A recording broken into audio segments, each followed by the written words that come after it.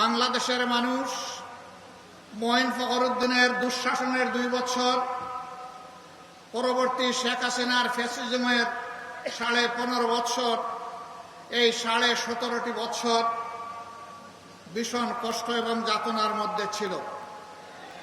এই সময়ের ভিতরে অসংখ্য আল্লাহর বান্দাবান্দি খুন হয়েছেন, গুম হয়েছেন, আয়নাগরের বাসিন্দা হয়েছেন, পঙ্গু হয়েছেন, আহত হয়েছেন, মামলার আসামি হয়ে দফায় দফায় জেলে গিয়েছেন, চাকরি হারিয়েছেন, ব্যবসা হারিয়েছেন, বাড়িঘর তাদের ধ্বংস করে দেওয়া হয়েছে এবং বাংলাদেশ জামাতে ইসলামীর উপর আরো বাড়তি জুলুম করা হয়েছে।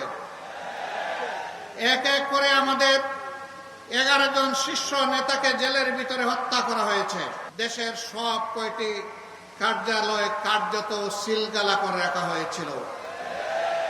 একমাত্র দল, যেই দলটির নিবন্ধন কেড়ে নেওয়া হয়েছে, দুঃখের বিষয় ফ্যাসিবাদ আপাতত বিদায় নিয়েছে, নিবন্ধনটা আমরা এখনো ফিরে পাইনি।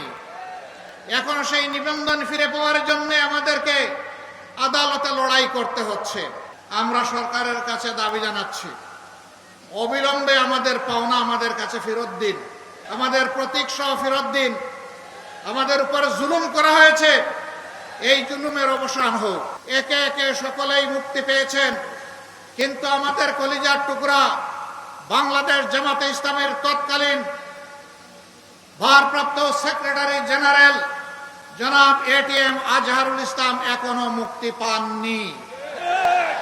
কেন তিনি মুক্তি পাননি? সম্মানের সাথে অবিলম্বে আমাদের বুকে তাকে ফিরিয়ে দিন। যদি গড়িমসি করা হয়, জনাব আজহারুল ইসলামের মুক্তির দাবিতে মাঠে নামতে বাধ্য হবে। ঘাটে ঘাটে যাদের জন্য জীবন দেওয়া বরকতেরা, বরকতের মায়েরা, সন্তানেরা, স্ত্রীরা সত্যিকার অর্থেই আজকে সমাজে উপেক্ষিত। আর যারা তাদের নামে রাজনীতি করেছে, এরা জনগণের সম্পদ লুটে শুধু গত 15.5 বছরে বাংলাদেশ থেকে 26 লক্ষ কোটি টাকা বিদেশে পাচার করেছে। এ দেশকে তারা তাদের দেশ মনে করে না। আমেরিকার বিশাল বিশাল এলাকায় তারা আশ্রয় নিয়েছে। এক একজন চুরের, লন্ডনের মতো সিটিতে 342টা বাড়ি থাকে এক চুরার। এইরকম চুরের খনিগুলা তৈরি হয়ে গিয়েছিল, আর বাংলাদেশের মানুষের সম্পদের খনি তারা লুট করে নিয়ে গেছে। এরাই আবার অন্যদেরকে চুর বলতো। এটা হলো চুরের মার বড় গলা। এখন মাও পালিয়েছে, চুরও পালিয়েছে। বিচারকের চেয়ারে বসে যে রাজনীতিবিদ হওয়ার স্বপ্ন দেখে, সে জাতির কলঙ্ক। বিচারক হতে পারে না। ও বন্ধুরা, আজকে তোমাদের রাজনীতি কোথায়? এখন যে দেখি না, মন বড় চায় তোমাদেরকে দেখতে, পাই না যে তোমাদেরকে। কোথায় গেলা রে জাতির বন্ধুরা?